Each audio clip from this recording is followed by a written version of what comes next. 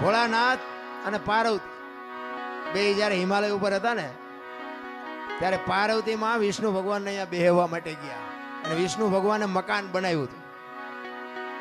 એટલે લક્ષ્મીજી બધું બતાવવા માંડ્યા જો આ મેં મકાન બનાવ્યું, અહીંયા અમારે જમવાનું ને અહીંયા અમારે રહેવાનું ને અહીંયા હુવાનું ને અહીંયા રસોડું ને અહીંયા ફલાણું ને અહીંયા ફલાણું.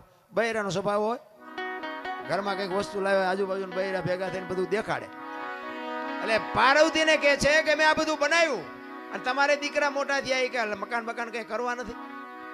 એ કે આ તો અમને હાય વિરુદ્ધ નહીં અત્યારે. પાર્વતી ઘરે આવીને ભોળાનાથને કહે છે કે પ્રભુ મકાન આપણે નથી કરવું, આ છોકરા મોટા થઈ ગયા. ભોળાનાથ વિચાર કરે ખરું મકાનનું અત્યાર સુધી કોઈ ધ્યાન મગજમાં આવ્યું જ નહોતું, અત્યારે ક્યાં આવ્યું. એટલે કે વિષ્ણુ ભગવાનને અહીંયા બેહવા ગઈ હતી ને એમને કે સુંદર મજાનું મકાન બનાવ્યું કે આપણે નથી બનાવું. એટલે કે એ વાત સાચી તમારી, પણ કે આપણી પાસે પૈસા નથી.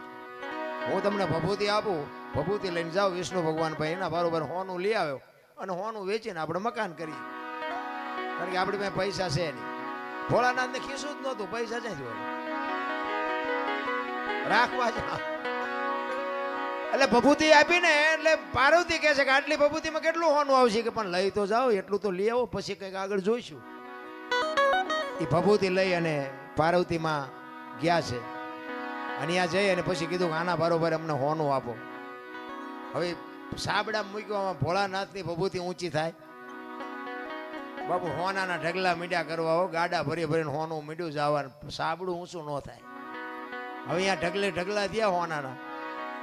પછી કે એટલું બધું હોનું જતા ઈંટું પાણાનું શું માથાકૂટ કર્યું, હોનાનું જ બનાવાય નહીં. એ હોનાનું મકાન બનાવ્યું અને વાસ્તુ પૂજન કરવા માટે તેથી સારામાં સારો ને વિદ્વાનમાં વિદ્વાન બ્રાહ્મણ રાવણ, એ રાવણને બાપુ અહીંયા વાસ્તુ પૂજન કરવા માટે બોલાયો. એ વાસ્તુ પૂજન કર્યું ને પછી ભોળાનાથને તો ખબર, એ તો બાપુ ત્રિલોકનો નાથ, એને ન ખબર હોય. એટલે પેલા પાર્વતી પાસે ગયા કે આ ભૂદેવને શું આપશું આપણે દક્ષિણામાં. એ કે એને રાજી કરી દો, જે માગે આપી દે. એ કે જો જે માગશે આપી દે, પછી મારી માએ લોહી ન પીતા.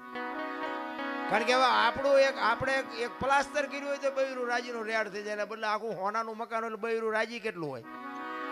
એ કે એને જે જોઈએ આપી દો, પણ એનું મન છે જે નહોતું ભાઈ. એ કે વાંધો નહીં. અહીંયા ગયા, રાવણને કીધું ભૂદેવ બોલો હું આપું. એ કે જે આપવું એ આપો ને. કે ના તમે માગો એ આજ આપવું છે. એ કે આવું મારે એક મકાન જોયું છે. ભોળાનાથ કે તથાસ્તુ. પાર્વતી પાસે આવ્યા. એ કે હાલો કે ચિંપા કે મહણિયામાં. એ કે કાં. એ કે આ મેં બામણને આપી દીધું દક્ષિણામાં. એ કે હું કામ આપ્યું. એ કે કકળાટ ન કરશો, તમને પેલા પૂછીને ગયો તો કે માગે એ આપી દઈશ. અને પછી બાપુ પાર્વતી ગયા અહીંયા રાવણની પાસે અને રાવણ પાસે જઈને બાપુ પાર્વતી કહે છે કે ભૂદેવ ભૂદેવ માંડ માંડ મકાન બનાવ્યું, તમે લઈ લીધું ને, લઈ લ્યો, પણ આ મકાન ને જો એક દી ભડકે ન બાળું તો હું શક્તિ નહીં લખવું, અહીંયા લખી લેજો. આ સીતાજીને બાપુ અહીંયા જવાનું જ હતું, નકર સીતાજીની બાપુ એની સામે દ્રષ્ટિ પડે ને તો રાવણની રાખ બાપુ આ ધરતી ઉપર ન પડે, રાખ ઉડી જાય. ઈ દીકરી હતી સીતાજીને. તમે શું માનો છો? એની તાકાત જ નથી કે રાવણ એની સામે દ્રષ્ટિ કરે. અને રાવણે બાપુ સીતાજીને ઉપાડ્યા ને તારે માં કહીને ઉપાડ્યા છે કે માં તું આવ્યો ને તો મારો બાપ આવે, અને ઈ મને મારે ને તો મને મુક્તિ મળે, અને અહીંયા આવે ને તો મારી લંકા પવિત્ર થાય. બાપુ રાવણ જેવો તેવો નહોતો. ચાર વેદ જેના મોઢે હોય, નવ ગ્રહ જેને ઢોલીએ બાંધ્યા હોય, પવન પાણી ભરે વાહ વાસીદું કરે, ગણે ગાયું ચારે રવિ રસોઈ બનાવે, શિવ જેનો ભંડારી હોય, યમના દૂત બાપુ એને રજા લેવા આવવું પડે કે અમે એનો જીવ લેવા જઈએ છીએ. એ અને આ ધરતી ઉપર 14 ચોકડીનું રાજ કર્યું રાવણે. સતયુગ, દ્વાપર, ત્રેતા ને કળિયુગ, 4 યુગની એક ચોકડી થાય. 14 ચોકું ને 56 યુગ સુધી આ ધરતી ઉપર રાવણ રહ્યો છે, એવું કહે છે સંતો. કેટલું એનું તપોબળ છે, કેટલો વિદ્વાન છે. અને રામને બાપુ ઠેઠ ત્યાં સુધી થકો થયો તો બાપુ એનું ભજન તો કઈક હશે ને. પણ આપણને છે ને કઈ આમાં સમજાતું જ નથી. આપણે મને તો એમ થાય કે ચારે બાજુ કથાયું વંચાય છે, ધૂનું બોલાય છે, ભજન થાય છે, માતાજીના માંડવા થાય ને, હવન થાય ને, પ્રતિષ્ઠાયું થાય ને, મંદિર થાય, તો બગાડ કાં નથી ઉભો રહેતો? વિચારવા જેવું તો છે ભલામણા. કઈક આપણા ગઢ આવું કઈ કરી જ નહોતા શકતા. તો આ ચોરી ને લૂંટફાટ ને મારી નાખવા ને તોડી નાખવા ને અત્યાચાર ને ગમે એની દીકરી ઉપાડી જાવી, આ બધું તમે જોવો તો ખરા કેટલું બધું અંધારું હાલ્યું જાય. તો આ કથા એવું વંચાય છે ખોટું છે? એ કેમ કેવું ખોટું છે? હવે આમાં માણસના જીવનમાં જો ઉતરે નહીં આ વાત, તો આ કથામાં ફાયદો કોને? મંડપ વાળાને, સાઉન્ડ વાળાને, સાજિંદાને, અમારા જેવા કલાકારને, રસોઈયો હોય ને, બાકી કોને ફાયદો? હવે તો આ 2-5 લાખ રૂપિયા 10 લાખ રૂપિયા આમાં નાખવા દેના કરતા પાદરા ગાયું ખડમાં દઈ દીધા હોય તો. ગામો ગામ કથા એવું વંચાય, ગામો ગામ. અમારે તો રોજ ફોન આવે કે અમારે પ્રોગ્રામ રાખો, અમારે રાખો. અમે પછી કહી દે કે આટલા થાય છે, કથા એવું કરો જે કરો એ. અરે બધું ડીંગો ડીંગ હાલે ભલામણ. મને એમ થાય કે આ ખોટું છે હું નથી કહેતો, પણ બગાડ અટકવો જોવે બાપુ. જો આ સત્ય હોય અને ઓલા કે ને કે કાં તો ઓલામાં ફેર ને કાં તો ઓલામાં ફેર, સત્ય હોય તો આ બાપુ દુનિયામાં કંઈક, હું એમ કહું છું કે 5,000 50,000 માણા ભેગું થાય તેમાં 10 તો સુધરવા જોવે કે નહીં. અમે એક જગ્યા આમ ગુજરાતમાં ક્યાં ગયા હતા, ગામનું નામ ભૂલાઈ ગયું, કથા એટલે અમે જોયું કે કથા છે, એમ ગાડી હાંકતો એ વખતે. એટલે અમારે થોડોક ટાઈમ હતો, કીધું હાલો ને આપણે કથામાં જઈને બેહી. હવે એમ અહીંયા બેઠા ને કથા ચાલુ હતી ને એમાં 2 જણા બાજ્યા. બોલો, હવે કથા ચાલુ હોય એ વખતે જો બાજે માણા તો એમાં બહાર તો કઈ મગજમાં ઉતરે જ છે. એમાં એકને દવાખાને લઈ જવો પડે. બોલો, હવે આમાં પતિ જો હોય તો કથાના માંડવાનું શું થાય, ઓલા વક્તાનું સાજિંદાનું શું થાય? અરે બાપુ કઈક ઊંધું રંધાય છે, મને એવું લાગે. સાચું ખોટું તો મારો નામ જાણે.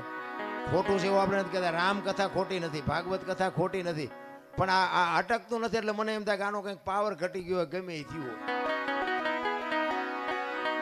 બાકી તો રામાયણ છે તો રામાયણ છે ભલામણ. એક હું તો એમ કહું છું, ઘરમાં એક રામાયણ નાનું મોટું પુસ્તક હોય ને, જિંદગીમાં કોઈ દી બાપુ મોળો પ્રસંગ નો આવે કરી. રામાયણ એવો ગ્રંથ છે ભલા. તુલસીદાસ મહારાજે રામાયણમાં એક સાખી લખી કે સુનહું ભરત ભાવી પ્રબળ જીવન મરણ જસ અપજસ નફો નુકસાના વિધિના વિધાન. જીવન મરણ જસ અપજસ નફો અને નુકસાન, 6 વસ્તુ બાપુ હજી આજની તારીખમાં કોઈને ખબર નથી. આપણે આ દુનિયામાં આવ્યા કેવી રીતે કોઈને ખબર હોય મને કયો, અને જવાનું છે કેવી રીતે એ કોઈને ખબર હોય કયો. જીવન મરણ ની ખબર નથી. તો આઈને જ વાત કરો ને, અમે અહીંયા આવ્યા છે, અમને જ મળે કબજ મળે એ અમને ખબર છે. 5 જણા સારું એ કે 5 જણા એમ કે બોલે વારો જ ન આવવા દીધો બીજાનો. જ મળવાનો છે કબજા મળવાનો એ કોઈને ખબર નથી. જીવન મરણ જસ અપજસ નફો અને નુકસાન. ગમે એ માણસ ધંધો કરે ને બધા નફા હાટું જ કરે છે, કોઈ નુકસાન હાટું નથી કરતું, પણ બધા નફો થતો જ નથી. આ 6 વસ્તુ કોઈના હાથમાં નથી. આ વશિષ્ઠ મહારાજે ભરતને કીધેલી. ક્યારે? રામચંદ્ર પરમાત્મા વનમાં ગયા, ભરત મોસાળમાંથી આવ્યો ને, એટલે ભરત રોવે છે. એટલે એ વખતે વશિષ્ઠ મહારાજ કહે છે, ભરત સુનહું ભરત ભાવી પ્રબળ જીવન મરણ જસ અપજસ નફો અને નુકસાન, આ વિધિના વિધાન છે. હું વશિષ્ઠ જેવો મહારાજ હાજે મેં નક્કી કર્યું હતું કે હવારે રામને ગાદી ઉપર બેહાડવાના, અને 12 કલાકની એક રાત જઈને તો આખું ચકડું ભરી ગયું. હું કઈ ન કરી. આ વિધિના વિધાન છે. અને આવડી આજ સાખી તુલસીદાસે રામાયણમાં લખી, અને એમાં એનું વર્ણન કર્યું કે આમાં જીવન કોને મળ્યું, મરણ કોને મળ્યું, જ કોને મળ્યું, અબજ કોને મળ્યો, નફો કોને થયો, નુકસાન કોને થયું. રામાયણમાં ઈ કે નુકસાન કોને થયું અને નફો કોને થયો. તો નુકસાન બાપુ રામની માં કૌશલ્યાને થયું. જુવાન જો દીકરો ને વહુ બે વનમાં જતા હોય તો માં માથે તેથી કેવી વીતી છે. નુકસાન થયું કૌશલ્યાને, નફો થયો સબરીને. બાપુ રામ ને અહીંયા જવું પડ્યું. કાંઈ લેવા દેવા નહીં. ભીલડીની દીકરી બાપુ, કોઈ વેદનું શાસ્ત્રનું માણાનું ગામનું કોઈ જ્ઞાન નહીં. રામને અહીંયા જવું પડ્યું. સબરીને બાપુ નફો થયો ને હગી જનેતાને નુકસાન થયું. તો કે જીવન કોને મળ્યું અને મૃત્યુ કોને મળ્યું? મૃત્યુ મળ્યું રાજા દશરથ ને. રામ જેવો દીકરો હોવા છતાંય બાપુ મૃત્યુને રોકી ન શક્યો. મૃત્યુ મળ્યું દશરથ ને, જીવન મળ્યું અહલ્યાને. હરાપમાંથી મુક્ત થઈ ગઈ. તો કે આમાં જ કોને મળ્યો ને અબજ કોને મળ્યો? અબજ મળ્યો કઈ ને, અને જ ખાટી ગયા વાંદરા. તેથી રામને કોઈ નો કામમાં આવ્યા, વાંદરા જ કામમાં આવ્યા. આખી અયોધ્યાને ખબર હતી. ક્યારે? લક્ષ્મણ મૂર્છિત થઈ ગયો ને હનુમાનજી મહારાજ જ્યારે સંજીવની લેવા ગયા અને લઈને આવતા હતા ને ભરત જોઈ ગયો. એ કે રાક્ષસ કોક પર્વત લઈને જાય છે, મારા ભાઈની વનમાં છે, અહીંયા નાખશે ને તો કંઈક નુકસાન કરશે, એટલે આને પાડું હેઠો. એ બાણ મારીને હનુમાનને હેઠા પાડ્યા ને એ વખતે હનુમાનજીએ આખી ડિટેલ આપી કે આવી પરિસ્થિતિ છે, લક્ષ્મણ રે એવું નથી, અને હું એની સંજીવની લેવા માટે જયો હતો અને એટલા માટે આ તમે મને આ પાડ્યો. હવે દીવ ગયા પહેલા ન પગું, લક્ષ્મણની જોખમ થઈ જાય. આખી અયોધ્યાની વસ્તીને જાણ થઈ કે લક્ષ્મણની આ પરિસ્થિતિ છે, પણ જ્યાં નહીં કોઈ. ભરતે કીધું કે બાણ ઉપર બેસી જાઓ, હાલો હું તમને મોકલી દઉં. હનુમાનજીને કઈક પાવર હતો તો આ ભરતજીએ ઉતાર્યો. કારણ કે બાપુ વસ્તુ છે ને કઈક છે. રામાયણ છે તમને મને આ એક રસ્તો બતાવવા માટેનો ગ્રંથ. સીતાજી લક્ષ્મણ રેખા ઓળંગી ગયા અને હરણ થયું. મેં કીધું એમ સીતાજીનો બાપુ કોઈ એની માથે દ્રષ્ટિ ન કરી શકે, પણ આપણને આ માર્ગ બતાવ્યો છે કે જે બાપુ લક્ષ્મણ રેખા ઓળંગી જાય ને એનું આ દુનિયામાં હરણ જ થાય. લખવું હોય તો લખી લેજો. પછી બાપને હોય ને દીકરાને હોય ને માને હોય ને વહુને હોય ને દીકરીને હોય, મર્યાદા કોઈ મૂકી દે એટલે બાપુ હરણ જ થાય. રાવણ મરી ગયા હું માનતા નહીં, ગામો ગાયમ છે રાવણ, પણ જે મર્યાદા મૂકી દે એટલે આ દુનિયામાં હરણ જ થાય, બાકી વાતમાં કાંઈ છે. એક સબરીનો પ્રસંગ કહી પછી મારી વાણીને વિરામ. સબરી બાપુ હમણાં મેં ગુરુની શિષ્યની વાત કરી, મૂળદાસને હજી સાંભળવાના છે. મૂળદાસ બાપુની વાત લઈ લો હાલો ને, પછી સબરીને વાહે રાખો. મારે જોકે જ્યાં જઉં છું ને ત્યાં મને બે ત્રણ વખત બેહારી અને કાઢ લે શીખ, મારી પાસે શું કાઢવું. બધા સાંભળેલો જ છે મને, આમાં કઈ નવું તો કઈ છે નહીં. એટલે એ તો મને ખબર છે, નહીં બોલી કોઈ નહીં બોલાવે એ ખબર છે. પણ આ દેહ ને એક દી બાપુ દુનિયા દિવાળી જ મૂકવાની છે. બાકી એક દેહ થી જો 5 આત્માને આનંદ આવતો હોય તો એમાં લડી લેવાય, એમાં કઈ સવાલ જ નથી. મારે લાગે હું એવો કોઈ મોટો કલાકાર નથી, પણ એવી ગુરુ મહારાજની, મારા માતા પિતાની, કંઈક તમારા ભાઈબંધ દોસ્તારોની કૃપાથી આ મારો દીકરો રહ્યો. પૂછો આના નંબર જ મેં આને આપ્યા. તારા નંબરથી વાત કરજે ને મને કોઈ બપોર હુવાય નહીં દે. દરરોજ 10-15-20 ફોન આવે, અમારે પ્રોગ્રામ કરો, તમે કયો એ પૈસા ના આવો ના આવો. કહેવાનો મતલબ કે કાંઈક ગુરુ મહારાજની કૃપાથી મળ્યું છે એટલે બોલાવે. મારા ગામમાં કેટલાય ડાયા માણા નહીં હોય મારા કરતા, પૈસાદાર છે, મારા કરતા રૂપાળા છે, આબરૂવાળા છે, બધું એ છે, કોઈ નથી ફોન કરતું. એટલે એ ગુરુ મહારાજની કૃપા છે અને બધા સાંભળે છે એટલા માટે. પણ મારો કહેવાનો મતલબ એ છે કે જે આ મૂળદાસની વાત કરીને કે કોકનું ઝેર પીવે ને કોકના હાથમાં ને. અમારે અહીંયા હમણાં વડનગરમાં એક પ્રોગ્રામ હતો ને, ઓલું માવઠું થયું હમણાં. હવે એ આના જેવો મારો પ્રેમી મને કે બાપુ મારા બાપુ વી ગયા છે ને મારે ભજન રાખવા છે. ખર્ચો કેટલો, નાનો માણા બિચારો મજૂરી કરે. મેં કીધું ખર્ચ કાંઈ ન થાય, તારે ભજન રાખવો હોય ભજન થઈ જાય. પણ મને કે મને અંદાજ તો ગયો, મેં કહ્યું એક નાળિયેર લઈ આવજે, બીજું કાંઈ કરવાનું નથી. અને આ મેં કહું ઉસ્તાદના ને બેનજાવાળાના મેં કહું અમે ભાઈબંધ દોસ્તાર 50 કાઢીને એમને આપી દઉં. એ કે ના એમ તો કે હું સાઉન્ડ બાઉન્ડ લાવીશ. એ મેં કહું તારે લાવવું લાવજો ને, આપણે સાઉન્ડ વગેરે ભજન થાય છે. અમે એ લઈ આવ્યો બિચારો, સાઉન્ડ લઈ આવ્યો. અને કુદરતને કરું ચતુરભાઈ અમે બે હતા ને, ચતુરભાઈ મેં કહું તમે ગણપતિ માંડો. એ ગણપતિનું બાબુ ભજન પૂરું ન થયું, વરસાદ માંડ્યો ખાબકવા. હવે બજારમાં રાખેલું એ કાગળ ને બાગળ ને બધું સાઉન્ડ ઉપર રાખ્યું. હવે બે એવું જ છે નહીં. ઓલાનો ભાવ બિચારો અંદરથી એટલો બધો દુઃખી થયો કે મારે ભજન કરવા હતા મારા બાપા વાંહે, અને ભજન હવે વરસાદ નહીં કરવા દે. એટલે મેં કહ્યું તું મોળો પડીમાં, તારે ભજનનું જ કામ છે કે બીજું કંઈ કામ છે?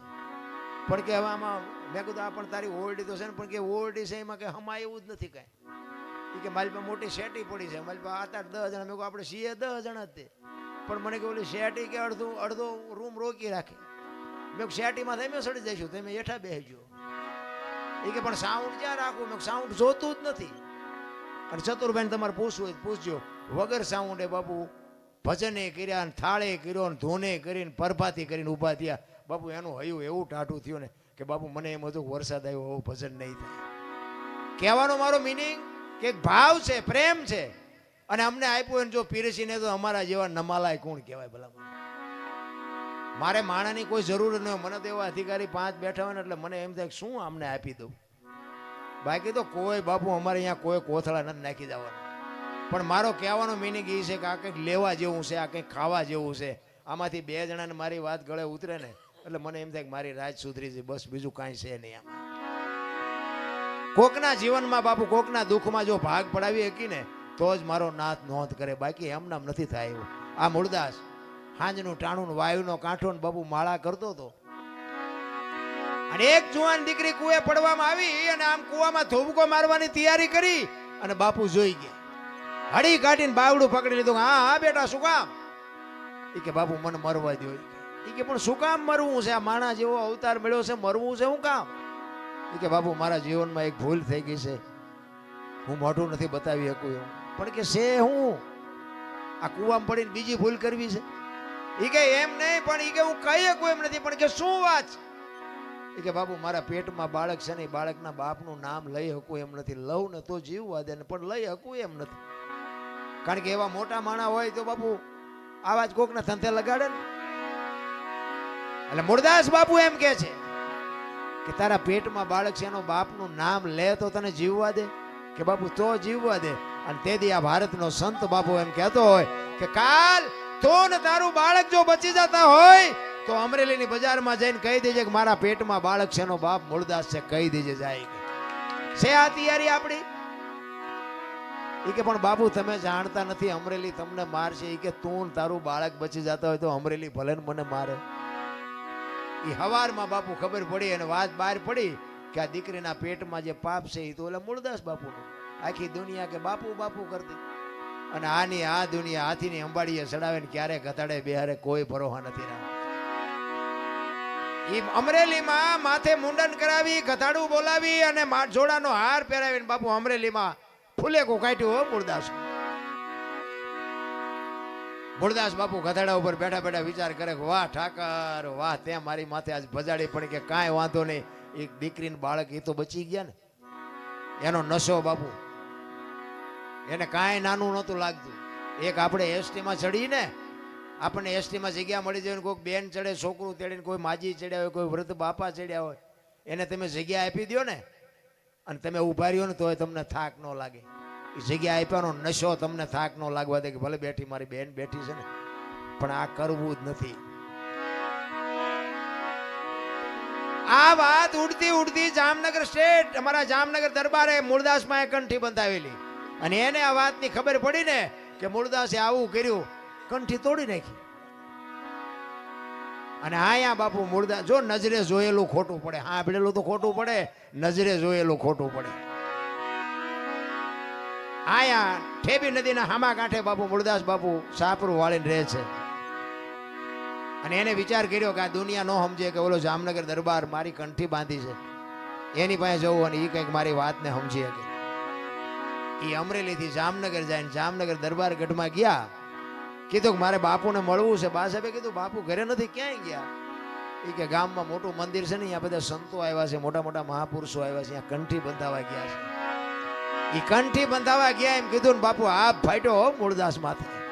અરે તારી ભલે થાય તારી, આને મારી કંઠી તોડી નાખી. પણ એ કે કાંઈ વાંધો નહીં, મારે એને મળ્યા સિવાય જવું નથી.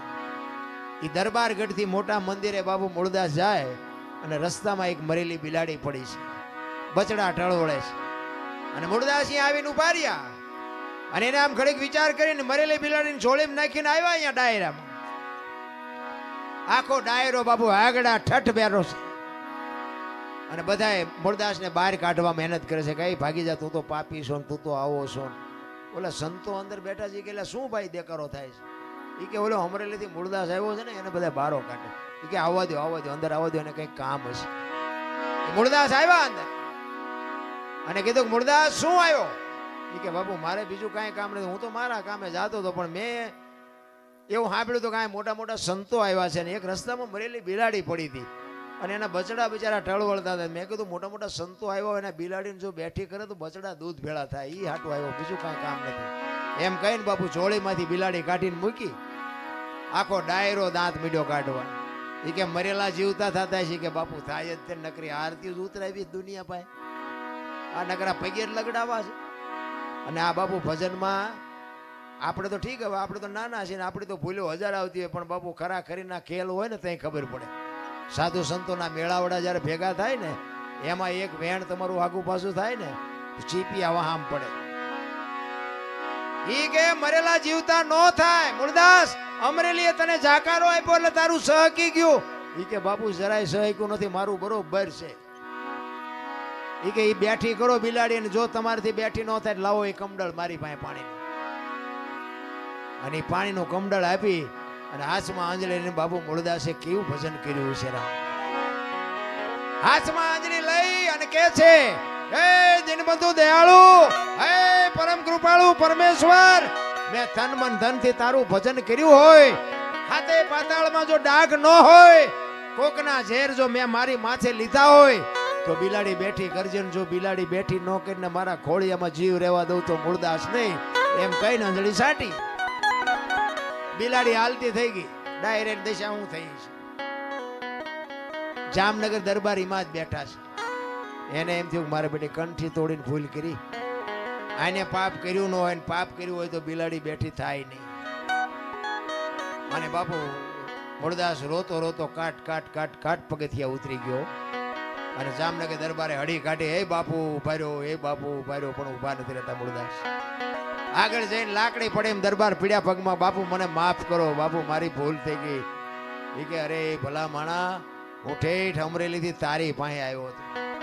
મને એમ થયું કે આ જગત નો સમજે કે તું તો 5-25 ગામનો ધણી હતો, તને મારા ઉપર ભરોસો ન આવ્યો. હવે કોઈક હારો બાવો ગોતીને કંઠી બાંધી લે, સમય વિયો ગયો. એમ સમય બડા બલવાન નહીં, પુરુષ બળવાન.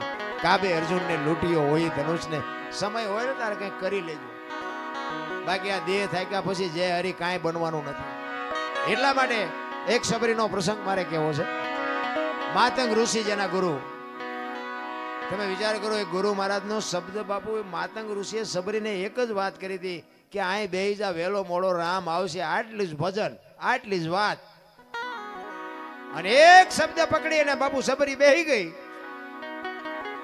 રામ જેથી અહીંયા આવ્યા ને તેથી બાપુ ચાંદીના પતરા જેવા વાળ થઈ ગયા હતા. કેવડી એની ધારણા છે. રામ અને લક્ષ્મણ સીતાજીની જયારે શોધ કરવા માટે નીકળ્યા ને ત્યારે અહીંયા સબરીનો આશ્રમ થોડોક શેટો અને પ્રકૃતિ બાપુ રામનું ભજન કરતી હતી. ઝાડવાના પાંદડામાંથી રામ રામ રામ બોલતા હતા. લક્ષ્મણ રામને પૂછે છે, મોટા ભાઈ આ કયો મલક આવ્યો, અહીં તો પ્રકૃતિ તમારું ભજન કરે છે. અને સંતોનું એવું મંતવ્ય છે કે એક જગ્યાએ બેન 3.5 કરોડ નામના જાપ થાય ને એટલે દિવાલમાંથી અવાજ આવે ને ધરતીમાંથી અવાજ આવે. 3.5 કરોડ નામના જાપ થવા જોઈએ.